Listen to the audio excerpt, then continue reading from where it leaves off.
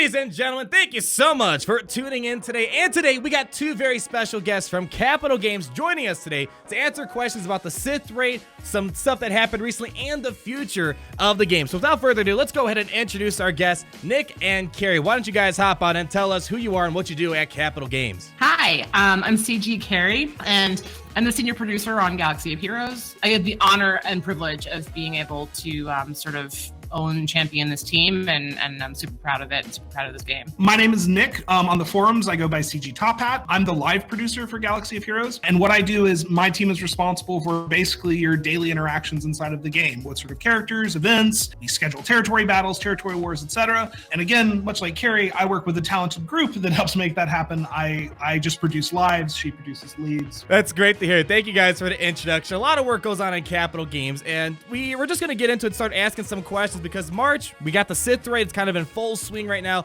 and it's been quite a journey just this past month alone. We had the changes to expose the whole controversy over Jedi trading Rey, which to this day, she is still an awesome character for the raid. And now a month later or so after the raid, let's start off with our first question on how are you guys feeling currently about the progression that the community as a whole is when it comes to tackling the Sith Raid. What are you guys' thoughts after seeing the data the past month? Sure. So I know this is something that the community is keen on knowing more about. Players over the first few weeks obviously went through a period of time where they were reorganizing themselves, figuring out what was the right tier, what should they be tackling. But you know, what we experienced is through the first 2 weeks, players were figuring that out. But then after they found the raid tier that was best for their guild, they've actually been consistently shaving time off of their times faster and faster. And so, and attempts off. And attempts off as well. Yeah. And so I would say in general, we feel that the player base is making really good progress. When we look at anything, we look at sort of two primary indexes. One is sentiment, which comes a lot from videos like yours and also forums and all over the place really. But like, and the CSAT, which is the customer satisfaction survey, which pops up a game, like what are people feeling and how do they think and feel about the game? And obviously that often indexes one way. And then the other thing is a number of sort of the metrics and the telemetry. How many attempts are they doing? How long are they spending in it? How has their behavior in the game changed after the launch of the raid? And so we look at both of those things, and both of those things are equally important in different measures. And I think at the moment, while it's too soon to tell, they are balancing each other out at the moment. And certainly we will be keeping an eye on both moving forward. And to clarify my statement, when I say good, I'm speaking primarily to what Carrie is talking about from like a data perspective, from a metrics perspective. Yeah. It's speaking primarily that it's good and that it's a positive trajectory. Now, there's still other parts to be attenuated across, but like as far as watching how players are making progress in an absolute sense, we think that it's a positive trajectory. Should we expect like maybe any more drastic changes in terms of balancing the raid anytime soon, i.e., for example, Deathmark? Should we expect Deathmark to get nerfed to some extent anytime in the near future, or could we rely that Deathmark is going to be a safe mechanic for a while now? We talked a lot to the community about why we made the expose change and why we didn't make some of the other changes, and Deathmark was on that list for a good reason, in that we think the Deathmark team is very novel. We think it's cool. We think it's a really neat thing. The only time that we ever make any sort of changes is when things start to trend towards what I would say either towards infinite loops or sort of behavior that we think undermines the ultimate spirit of the raid. And right now, I would say that we're in a resting or equilibrium point in terms of the raid. Deathmark, as it is operating as it should. And per the expose, post that I made a while ago, it's really what happened was expose was powerful and a source of turn meter, and it just allowed you to clobber things. Is basically right. It was unresistible through raid as well. Yeah, whereas Deathmark, it requires a specific setup. It requires a dedication and manual play that is not something that you just sort of accidentally or passively fall into just by existing. And so I think for us, like right now, Deathmark is a perfectly fine team. If there's something that comes out that makes it turn aberrant, or in our theory aberrant, then we'll address it. But at the moment, again, like the raid's in a good spot. So unless we do something that release something in the system that changes that, then it won't change. And at the moment, like we're monitoring very carefully about anything and everything that we release into the system, specifically around the Sith Triumvirate and other things. So that way we don't have to dismantle or like do take backsies on Deathmark or something like that. Now moving on to this next question. It's kind of still raid related. Recently, you guys made some changes to the raid rewards, and I haven't yet seen the changes. Like I haven't gotten any raid rewards since you guys made that update post. I know a lot of people are excited. Now, what I want to kind of do is kind of talk about that question a bit more. You guys had a long, in-depth post. I'll leave a link down below if you guys want to read what they talked about in terms of changing the raid rewards. But can we expect maybe new types of gear in the future that'll come out of the Sith Heroic Raid, for example, anytime soon? Because the people are talking about maybe Gear 13 or new gear, level 90 coming around. Can you guys maybe shed some light? Can we expect maybe new gear down the road? What are you guys expecting with the raid rewards for the Sith Raid? Sure. So the first is just the raid rewards will start to show up in our next update. As long as if you're in the middle of a raid, and the update comes out, I think it's currently scheduled for April 11th. We'll let you know if that's going to slip. As long as you don't finish the raid before you get that pop-up that reboots the server, basically where you pick up the fix, then you will get the new rewards. And then as for like sort of segueing into sort of the next level of gear, you certainly raise a very interesting question, because it's something that sort of been asking is like, well, have you just announced new gear?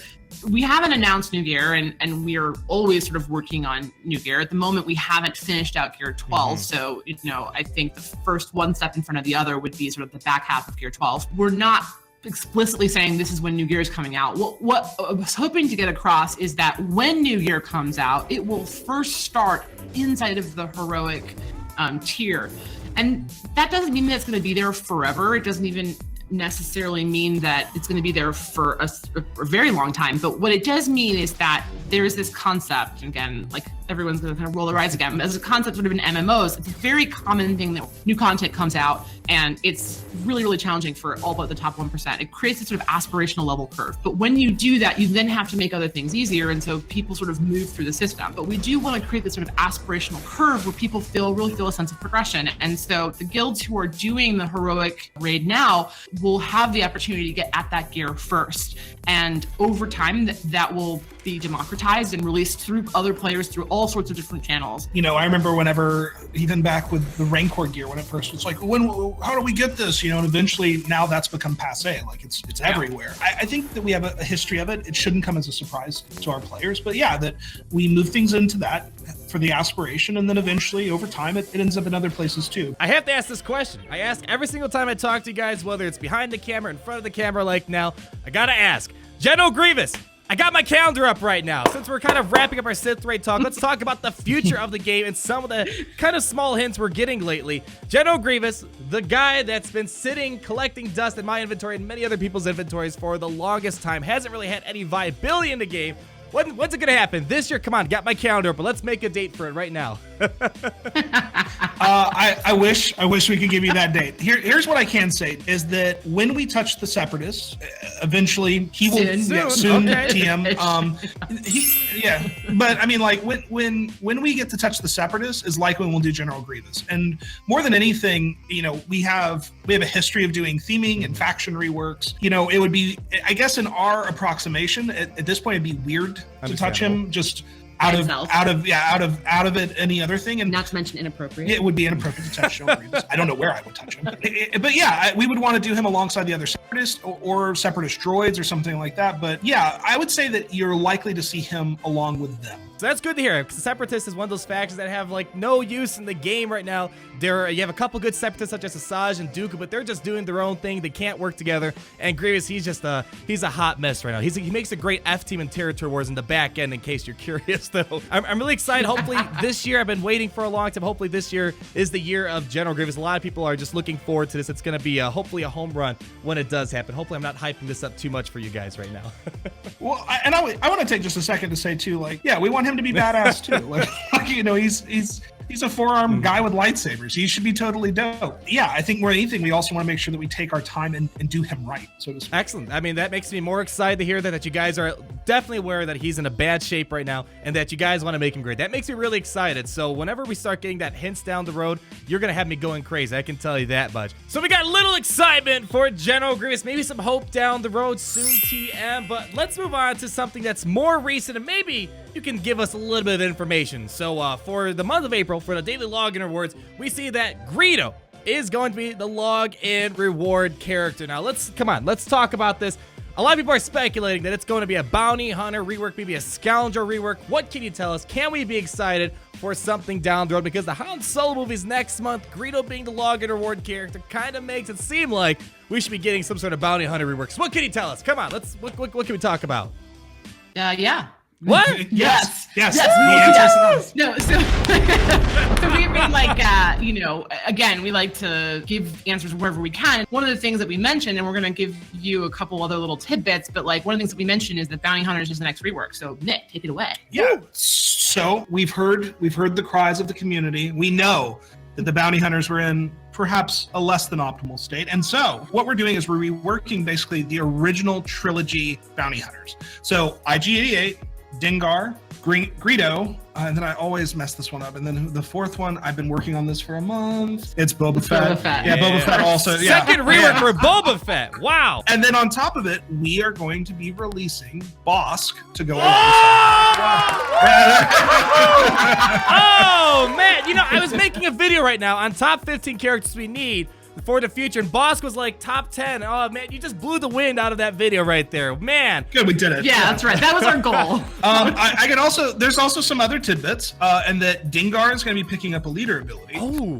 But perhaps the most interesting thing about the Bounty Hunters is that we're introducing a new system for them, and it's called the contract system. Have, let's say, a preferred target in a squad matchup, and that if they're able to take care of that target in a certain way, they will be rewarded for it in game. It will give stats in battle, is what the current plan is. So, and each bounty hunter has a different set of contracts associated. Depending on which one you slot in later, and depending on kind of what your makeup is, like you'll have a different reason to sort of rotate through them, and it will be different gameplay mechanics that also feed into this concept of contracts. Yeah. Wow. That's a lot of stuff right there. That's all gonna happen hopefully this month in April, or is it something building up to the Han Solo movie? We are angling for some time. Like you're like pausing, like this is where like. Listen, let me tell you about the word August. In this building. The word August is banned in this building, so it's probably April. Probably April. It's I mean, this is great to hear. I mean, people are kind of wondering, why do we have this bounty hunter unique that you guys granted in the Sith Raid? They weren't really that crazy in dark side territory battles. You have all those special missions for bounty hunters. Can you maybe tell us exactly little things like about these characters that we can expect at the reworks, or some hints on Bossk, or is this something we're gonna have to wait on? Come on. We can't. You're leaving us hanging here. Okay. So I can give one last piece. You're ripping it out of me. Yeah. And here's the thing. The reason I won't speak to the other ones is because we're doing tuning. And so, like, for instance, if I told you that, like Dengar can fly and sprouts flowers out of his head, like, and then it wasn't in the game. That sounds reasonable. Yeah, that's right. Totally reasonable. But what I can say is that Bossk will be the taunting tank that bounty hunters have been waiting for. So that's the last. That one's pretty core to his concept, and the rest of it are details that we're ironing out. Like we don't want to miss expectations, but we think we're really excited about contracts. We're really excited about Bossk. We're excited about reworking the bounty hunters. Yeah. Now, one more thing, I guess, with these bounty hunters, are you expecting them to be like arena viable, or are these more for like PvE, territory battles, territory wars, or Sith Raid type of reworks and a new character? What's your just overall intention? So when we get these stuff, people can like, oh, I remember them saying this is the intention of these reworks and character. Do you have maybe any idea about that you want to share right now? Yeah, I would say that they are definitely being tuned more towards PvE. That doesn't mean that they lack any arena viability, but like given the nature of the required of the targeting around with the contracts, we definitely lean more heavily on the fantasy of being a bounty hunter and capturing your mark, which requires some more manual play. So I was going to say because they're required in dark side territory battle. Well, also because they're like one, we didn't want to leave people high and dry on that, and two, to the point that he was making earlier, like they do have something in the Sith Triumvirate that they should be doing as well. And so it's more PvE, but we think that they will also find a place inside of PvP as well. Yeah. Awesome. All right, I think people are really looking forward to it, and now I have a reason to finally gear up my bounty hunter faction. On that note, I want to thank you guys so much for coming on. You guys are very busy. This is already hard enough to get together this interview, and I do appreciate both you, Nick, and Carrie for coming on and answering the questions that myself and the community has. Thank you for like chatting with us, and like we always like interacting with you guys and having an opportunity to. I feel like not always. Not always. I mean, sometimes hurtful, and we try. Like, nice. But I like the pain. I like the Oh, you're one of Nick those likes people. it. Yeah, I like he's way the into it. You guys, let me know down below. What do you guys think of this? Are you excited for what's to come? They obviously hear our feedback. We heard about the Sith Raid. We heard about maybe General Grievous way down in the future. But you guys let me know down below what you guys are thinking. Be sure to leave a like, comment down below, and subscribe so you aren't missing a thing. And as always,